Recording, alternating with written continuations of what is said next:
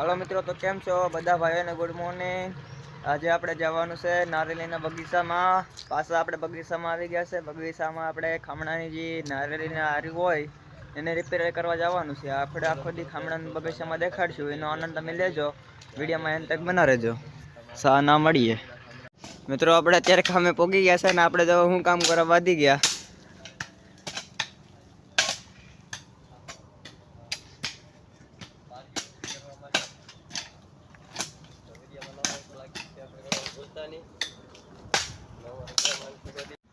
આપણે અત્યારે કામ આ પારીનું આ સાઈડનું ખેતરનું થઈ ગયું છે, એ જોઈ શકો છો. આપણે બીજા ખેતર મોકલી દીધા છે મજૂરને, જે સામે ખેતર સાઈડ છે.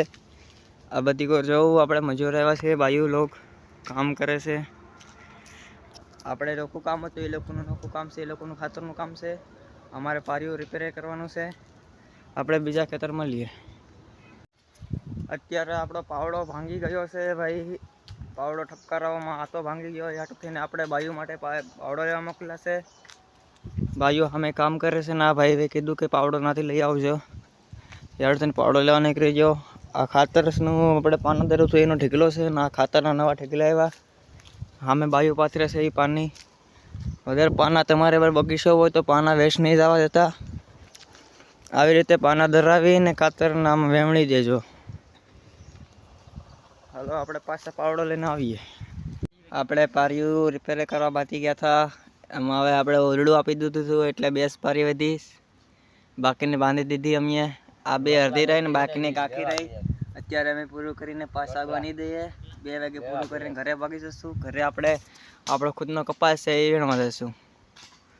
અત્યારે થાકી ગયા યાર, થોડો પોરો ખાઈ લે. બાકીની એક લાઈન વધી છે એ પૂરી કરીને વહી જવાનું છે. જમવા ત્રણે મળીએ. આપણે અત્યારે જમવાનું આવી ગયું અને જમીને અત્યારે આપણે બેઠા છે. બાકીના આપણા માણસો ખાય છે ને આપણા એક ભાઈ આવી ગયા પેશાબ કરે છે ને આપણે જમીને બેઠા છે. આપણે હવે થોડુંક એક લાઈન રહી છે, એક લાઈન પૂરો કરીને આપણે ઘર મળીએ આપણા ખેતરમાં. આપણે અત્યારે દાળિયેથી છૂટા પડીને ઘરે આવી ગયા છે. ઘરે આવીને કમલેશભાઈ અહીંયા સાવી નથી એટલે એ સરસી મેળવવા ગયા છે ને આપણે અત્યારે આપણી ખુદની ખેતર જવાનું છે. ના જઈને આપણે ખેતર જઈને તમને દેખાડીએ. એટલા દિવસ આપણું ખેતર તમને નથી દેખાડ્યું. ચાલો આપણે ખેતર મળીએ. તો આપણે અત્યારે ફાઇનલી આપણી ખેતર પહોંચી ગયા અને આપણે ખેતરમાં કપાસ જોવો. આપણા કપાસમાં આવે એક હરા હતો, બાકીના કોગાઈમાં આપણા ખેતરમાં માલ પૂરી દીધા. જો માલના હાગડું તમે જોઈ શકો છો. બધો કપા ખવડાવી દીધો. બાકીનો આપણે આમ સેટે કપા હરા છે. આજનો બ્લોગ આપણે અહીં ખતમ કરીએ છીએ અને તમે મારા ચેનલમાં નવા હોય તો લાઈક સબસ્ક્રાઈબ કરવાનું ભૂલતા નહીં. જય માતાજી.